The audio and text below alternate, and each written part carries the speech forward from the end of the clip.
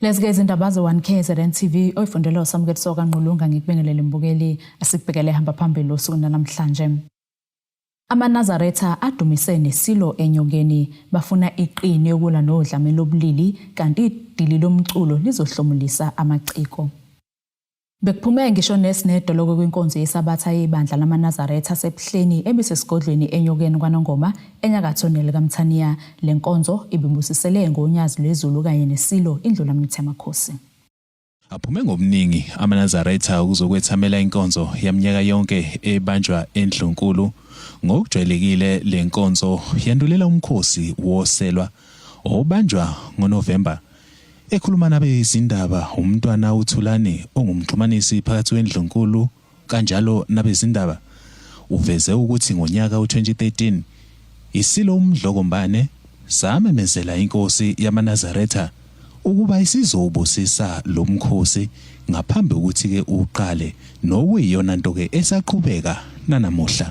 Lenkonzo yanamhlanje na iphuma kude ubudlelwane beNdlunkulu namaNazaretha bude kakhulu kangakuthi umqalo wendlela uyiza Shembe ngesikhathi efika la oSuthu wafica inkosi Dinzulu ingasekho wase etholana nomqwalajuba kwaba bukhulu ubuhlobo nomqwalajuba ngangakuthi kukhona indodakazi yakhe uShembe eyagana umqwalajuba kodwa ngesikhathi lapha futhi uShembe wayethandazela abantu kwaze kwakhona loyamuzo kuthiwa kuselinda Ntonga ube nabo ubudlelwane uShembe ke noBhusha ozala umdlokombane kodwa kumdlokombane busebathi ukukhula ke lobo budlelwane noma baqala ebumuncwini kodwa bathi mase bethelelana amanzi yakhumbula ukuthi kwakumhla ka4 August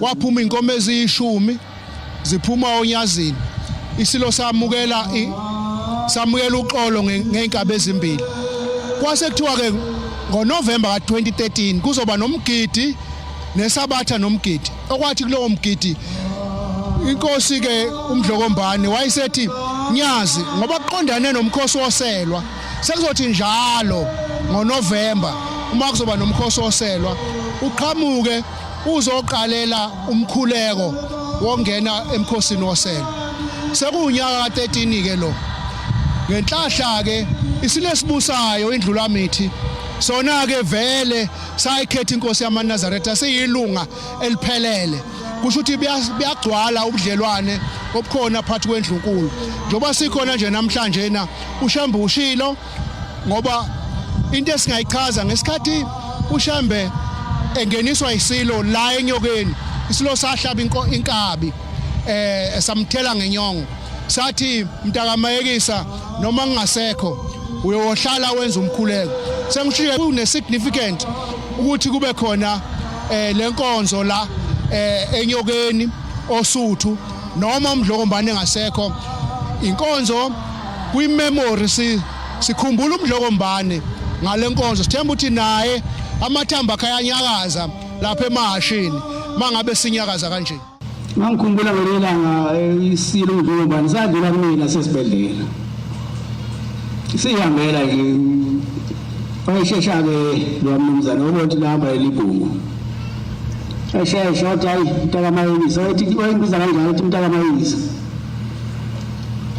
ngisathi uyenza check up kodwa masekudlule kuleyo check up ngabe mangizwe indaba ezangiphatha kabi ngathi shengamele inhliziyo kodwa siyabonga ngoba washiya nendlela mithemaKhosi.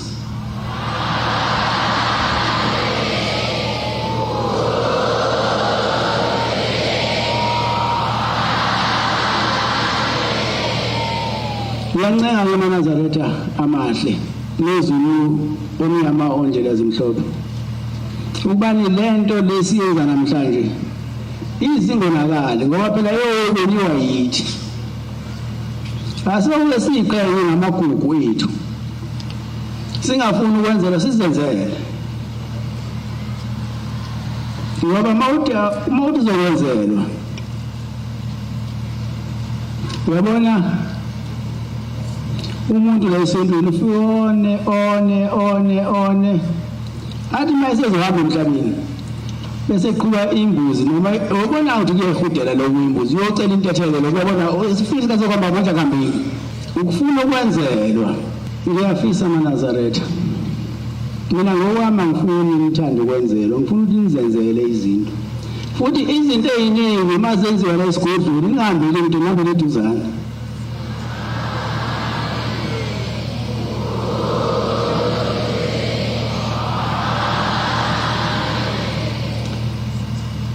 kade sicacelwe ngisilo zolo lokho kube nanengaka bayoba esikhulu isibusiso kunina kodwa ngiyanga ngiyancenga konke ukwenziwa esigodlweni kusekhaya mina ekhaya kukuthi la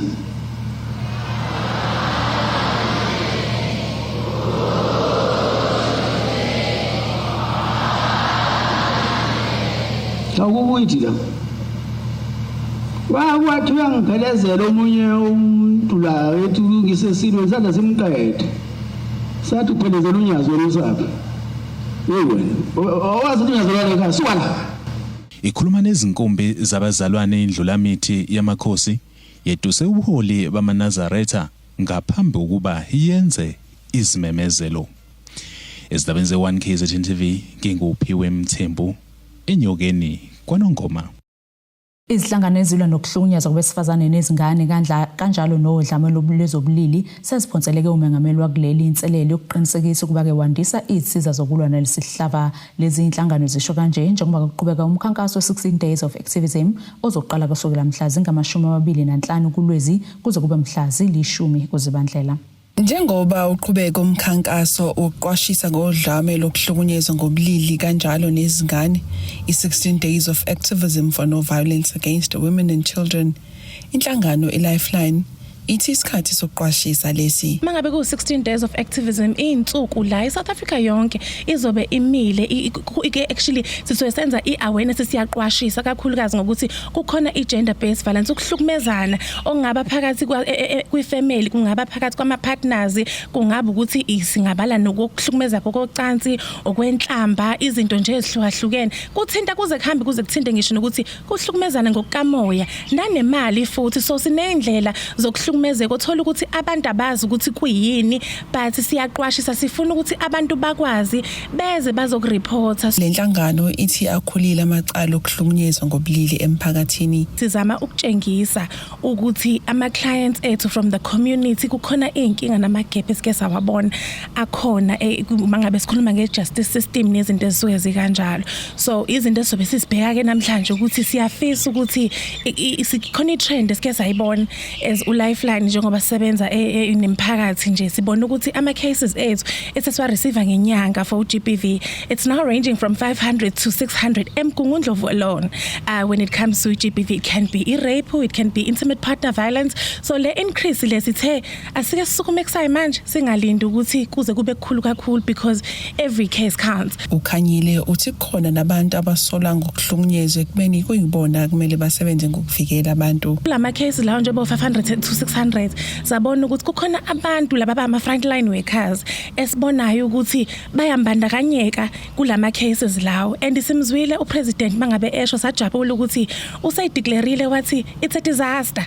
So njengoba esho president ukuthi i disaster asikwazi ukulinda kuyi disaster amanzi azangene endlini and uma ngabe le disaster seyibuka into esifase iyenziwa iperpetratewa abantu kuyibona fanele ngabe babavikeli bethu sake sithi ukuthi mangabe kumvikeli sizokhalelaphi bantu bethu bazokhalelaphi ama clients azoyaphi ukuze ezothola usizo kulama frontline workers sibala ukuthi kukhona ama social workers khona amaphoyisa khona udokotela kukhona abantu ekuyibona babavikeli ngempela sithi ke siyacela ku president wethu ukuthi akangenelele azame ukuthi basize ukuthi le disaster ikwazi ukuthi manageke. Laba bathi maningi amacala enzekayo kepha wabikwa bonke. Abantu baningi bayasaba ukuzoreport ukuthi bayahlukumeza mhlawumbe bahlukumezwa ama frontline workers but siyabuka lezi stats lezi ezireportiwe zingakanani ezi underreported because abantu bayasaba banovalo ngokuphumela obala. Izindaba ze1 KZN TV ku Ayanda Dubing Semgungundlovu. Umgqugquzeli womcimbi wokugoqwa konyaka eMhlathuze iSunset uSiyanzima uthi ke uba khona kwalomcimbi ozodonsa izinsuku ezine eRichards Bay kuzothuthukisa umnotho ngakwezokuvakasha njengoba bebaningi abantu abazotheleka kuleli dolobha. Ekhuluma nethimba labezindaba uNzima uthi ke amaciko endawo nawo abeke eqhulwini ukuthi ke ayohlomula ngokuba khona kulomcimbi. Izinkulungwane zabantu kubheke ukuthi zithutheleke edolobheni iRichards Bay eMhlathuze ukuzochitha amaholidi okuphela konyaka kanti futhi zizothamela nomcimbi wokugoqwa konyaka owaziwa ngokuthi uMhlathuze Sunset Fest ozodonsa izinsuku ezine.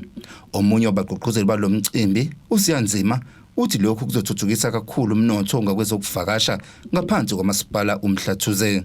Ama-investors ayangena lokho kusinikeza ithemba elikhulu ke nathi ukuthi tourism iyaboosteka ngoba ngalo mcimbi lo sifuna abantu abasuka kwamanye kwezinye indawo kwamanye ama-province koMpumalanga uGauteng beze la ngoba kune beach 1 bazohlala lana kunendawo ezinhle la zokulala. Siyazi ukuthi indawo njengamanje oba ngikhuluma nawe nje indawo is nearly got fully booked. So uyabona ukuthi ke i-development nedolobha lethu lizosala nemali enkulu kakhulu kanye nendawo mawubuka ne-development abantu basemakhaya bazodayisa edolobheni abadayisa ibishi bazokwazi ukuthi makuvula ikole ngonyaka ozayo bakwazi ukuthola isupport. So sinalo nje ithemba elikhulu ukuthi ngalomcimbi lo ngoba uthatha izinsuku ezingaka uthatha isikhathi esingaka uzoba nomehluko omkhulu makuvula masiqala unyaka ozayo ngoba siyazi ukuthi abantu abaningi abazobeza emcimbini bazolala nemoto ke ezithutha izithuthi. Siyabona ukuthi kunohlelo la kumiswa khona abantu bagada abantu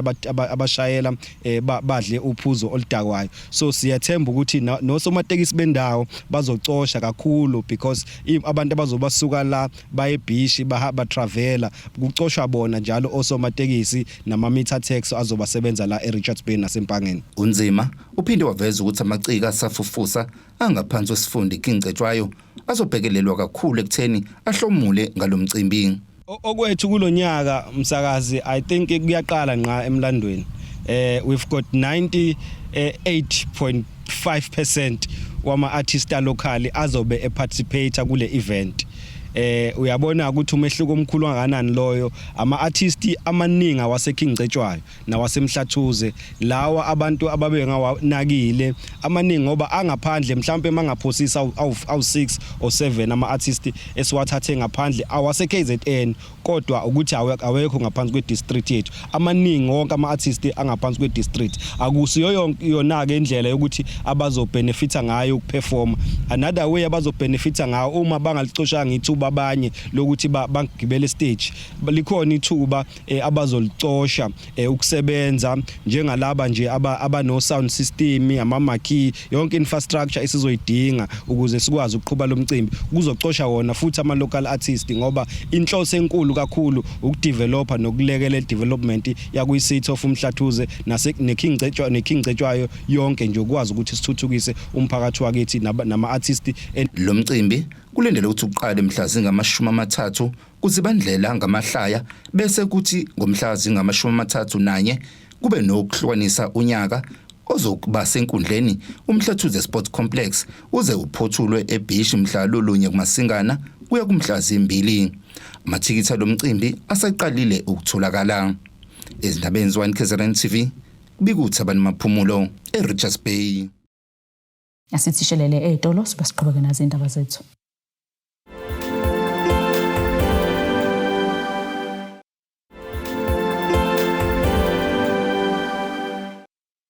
Asikwamukele mbukelo ubukele zona ke indaba ze1 KZN TV nazo kuyihlokano izizona ehamba phambili osukwini namhlanje. AmaNazaretha adumise nesilo enyongeni bafuna iqini yokulwa nodlame lobulili kanti idili lomculo lizohlomulisa amaciko. Kwimizamo yokukhuthaza abantwana ukuba bezibandakanye nesifundo sesayensi kanye nezibalo, isikole samabanga aphansi iDay Primary School eSt Faiths likomeliseke abafundi abenze kahle kule mkhakha. Uvikile Sosibo nguthisha kulesi sikole uthi banxusa abazali belekelele nabo ukukhuthaza izifundo kubantwana ngoba ke zivula amathuba angcono lo mcimbi ubanjele kwelinye lamahhotela agudla ulwandle eMagate. Kukhuthazwa abafundi besikole samabanga aphansi iDay Primary School eSt Faiths ogwini ngokuthi bamukeliswe izitifiketi zezifundo ezahlukene. Uthisha wakulesikole uthi ukukomelisa abafundi enye yemizamo yokwenza abafundi bakhuthalela izifundo zabo, ikakhulukazi isayensi nezibalo.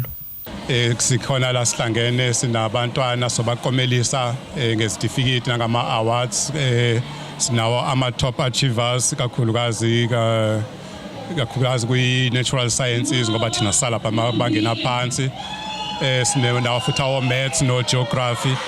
So siyaba prepare nje abantwana ngendlela efanelekile ukuthi ngaso sonke isikhathi basithande isifundo. Uthi baphinde bakhuthaza abafundi ukuthi bangenele imincintiswano yezibalo njengendlela yokutshala uthando lwalesi sifundo. Bayawangenela futhi nama competition njengo Maths Olympiad namanye kama competitions akhona nje ezikoleni enziwayo. So siyabakhuthaza nje abantwana kakhulukazi. Ube senxusa ukubambisana nabazali. Siyanxusa kakhulu kubazali ukusebenzisana nabo kanti kuba kuyinkinga ukusebenza ezikoleni. Izinto esibhekana nazo sibhekana nabafundi engeke ngize ngisho thene ngala language labakudala kuthiwa bayizidumo. Abantwana nje abanama challenges. So siyaba screena siba identify senzele ukuthi NMS sibafundise siba caterish senzele ukuthi noma bephambili laba abanye ngokufunda kodwa bona sibe sibadonsa ngemuva ngoba sike sithola ukuthi abanye abathola ukuthi ngokwe grade uthola ukuthi bakuyona kufana umdonse mhlawumbe udonsa ngegrade yaka grade 6 noma mhlawumbe ya grade 5 sibenze ukuthi nebaze babe sezingeni la bezibona khona ukuthi nabo bayafika kuleli zinga leli nathi sifuna babe kulona. So siyanxusa kakhulu ukuthi kubazali sibambisane nabo emakhaya babasize babalekelele emsebenzini wesikole ekuthenini umsebenzi bawenze ngendlela efanelekile. Abanye abafundi bebekonyeliswa bathi bajabule kakhulu ngokukhuthazwa. Njengoba besikomelisa uthisha basigqugquzela kakhulu lokho kusho ukukhulu kuthina sithanda ukubonga bonke othisha ukuthi basigqugquzele njengoba besinikeza icertificate lana. Mina ngokuthanda kwami njengoba ngithanda ubodokotela izifundo engifuna ukuzithatha i-physics, i-pure maths kanye ne-life science. Izifundo engifuna ukuzenza i-physical science, i-life science ngoba iphupho lami ukuba udokotela wamazinyo. Umunye umfundi uphinde wakhuthaza ontanga ukuthi basebenze kanzima ukuze baphumelele. Ukuthola icertificate kusho ukukhulu kuthina because othisha bayasigqugquzela ukuthi siqhubeke nomsebenzi sisebenze kanzima futhi singakhohlwa la siphuma khona. Ngifisa ukwenza i-physical science ne-mathematics. Ngithi bona abasebenze kanzima ukuze yonke into abayifisayo izokwenzeka. Lo mbiko beniwethulelo uZamando Sicele wezindaba ze1KZN TV ngiseMagidi. Umasipala waSolundu unikezeleke ngehlale ezihamba ngamasondo kubahlali bakulo masipala abakhubazekile ezingama24. Lo masipala uthi kuyokunikela kwawo ulandela ke ngokusemthethweni umkhankaso wezitsuku eziyi16 olwa nokuhlunyezwa kwabesifazane nezingane. Lezi zinto ezinamasondo zabakhubazekile umasipala waSolundu unekele ngazo zizosabalisa kokona wonke amawadi angama24 kulo masipala. Imeya lo masipala uLisentshangase uthi lokhu izinkomba zokuthi bamelene nokuhlunyezwa kwabesifazane nezingane. Umasipala waSolundu ulandela ke ikhwela elihlatshwa umhlaba wonke wokuthi namhlanje asiqale lezi zinsuku lezi zokuqashisa ukuba kungahlukunyezwa abantu besifazane nezingane izinsuku lezi eziyishumi. Njengoba nje u25 namhlanje bawabala 16 days uyophela umhla ka10 December. Kodwa akusho ukuthi ngale kwe10 December sefanele wenze isilungu kanjani. Lezi zinsuku lezi eziyi16 zibekelwe ukuthi asenze imikhankaso kuphi nakuphi lapho sihlala khona. Njengoba nje amakhansela ekhona nje la engofakazi uma usungwala abaqhubeke nemikhankaso ekuzele endaweni zawo amakhansela. Lo masipala uthi kuyisifiso sawo ukuthi usizo lwawo lokweseka abantu abakhubazekile lugcina lifinyelele kubona bonke ngaphansi kwalo masipala ngoba bazibophezele ekuthini ke besizakale bonke abantu abakhubazekile ukwenza impilo yabo bengcono. Lolu hlelo nje sengena lona lokunikezela ngalezi ihlalo ehambayo uhlelo lwesikole ukuthi ngoba nabo bayakhunjulwa unyaka nonyaka. Uhlelo lwesithele alesiqala esikumasipala. Siyazi ukuthi abantu abadinga lezi ihlalo abasiyeni 24 uluntu lonke baningi. Kodwa sitheke okwamanje alesiqale ngalabo 24 ukuze sinikeze umuntu oyedwa kuwona wonke amawadi. Siyazi ukuthi amakhansela azoba nayo idatha noma azoba nayo information yokuthi ewadini newadi bangaki abantu abadinga lezi ihlalo lezi. Bese kuba umsebenzi wethu thina ukuba siphume sibone ukuthi senze njani. Mhlawumbe ngokulandelayo sokuya nezinye futhi ihlalo yoze gcine sebephelele bonke abantu abadingayo ihlalo lezi. Izindaba ezenziwa KZN TV kuba inkosi Mthembu Olunde. Uhlalo abantu abadala esifundazweni KwaZulu-Natal uJeremiah Mdlalose uthi ke abantu abadala kubalulekile ukuthi ngaso sonke isikhathi behlale bezivocavoca ukugwema ke izifo ezingabahlasela kanjalo ke nezingamahlala khona. UMdlalose ukusho lokhu ngenkathi kuqhubeka ke imidlalo yabadala enkundleni ezemidlalo kwaMsana eMtubatuba. Izikakha ezadlala ibhola kudala njalo emva kwezinyanga ezintathu ziyaye sihlangane ukudlala ibhola siphinde sicobelane nangolwazi. Lemidlalo isuke ihlanganisa amaqembu ahlukene nasuka ezindaweni ezahlukene. Abahleli balemidlalo bayachaza ngokubaluleka kwayo. Sahlangane sibuye sibungazane empeleni emva kokuthi abaningi bethu bese bedlule emhlabeni sayithothi nasenze lutho kanti most of us sesipeshenini. So sesibona ukuthi njalo emva kwenyanga ezintathu ufuna sihlangane sibonisane silulekane sithekelelana ulwazi. La khona abantu esasidlala nabo siyababona basaphila kuyasijabulisa lokho. Kukhona esadla abasancengayo njengoba nami kade ngizama nje la ukugijima.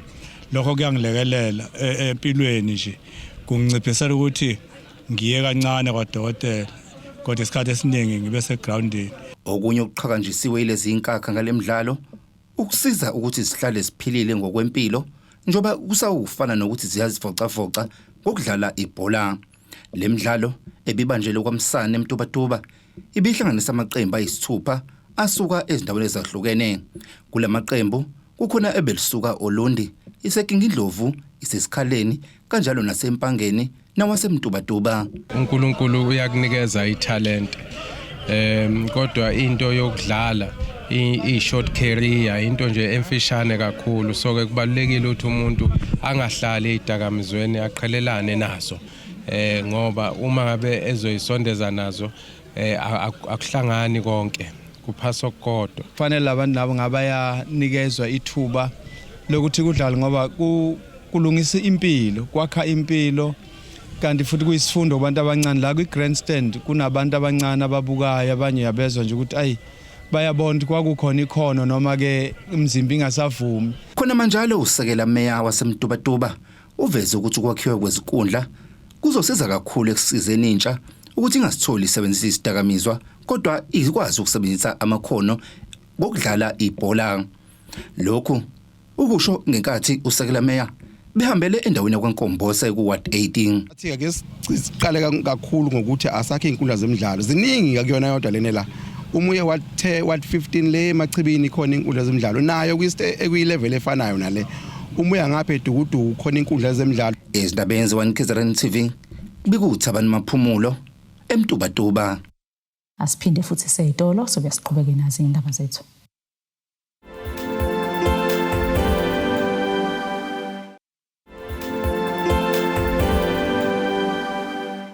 Ake siphinde ke sikwamukele imbukelo sabukele zona indaba ze1 KZN TV sikhumbuze ke bekuyizona behamba phambili osuna namhlanje. AmaNazaretha adumise nesilo enyongeni bafuna iqini yokulwa nodlame lobulili kanti idili lomculo lizohlomulisa amaciko. Ake sibheke ngosini yezomnotho. Izimakethe zakuleli zivale irandi lu-17.18 emaqhathiswa nedola asemelika, libo-22.69 emaqhathiswa nopondo, libo-19.89 emaqhathiswa ne-euro lase-Europe. Igolide lona belu-4,171 rand 12 cent i-ounce, olangahluziwe wona u-$63.34 umphongolo. Ake sibheke ngosini yezemidlalo. Qeqesho Bafana uHugo Broos kumfanele ukuthi ke anikwe ithuba lokuqedela umsebenzi awuqala ngesikhathi enikwa izitambo ngo-2021. Lo mqeqesho udabuke eBelgium useguqule iqembu lesizwe lakuleli laba yiqembu eliziphethe kahle elincintisanayo namanye ahamba phambili kuleli zwekazi futhi ke elizethembayo. Uma ke selishiya ngemuva kwendebe yomhlaba ngonyaka ozayo lizobeke selibalwa namanye ahlonishwayo emhlabeni. Nasike isimo sezulu sakusasa singalindeleka.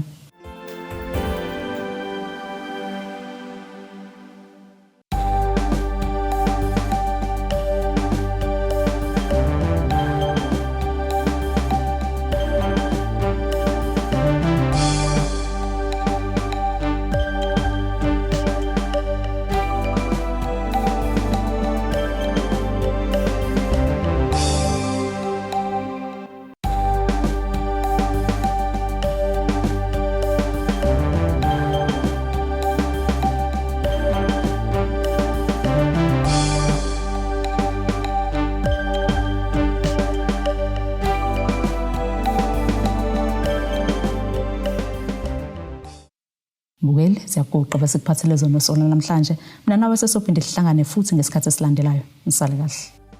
Abethuli bethu bezindaba baxhaswe iThulis Bayview Bridal.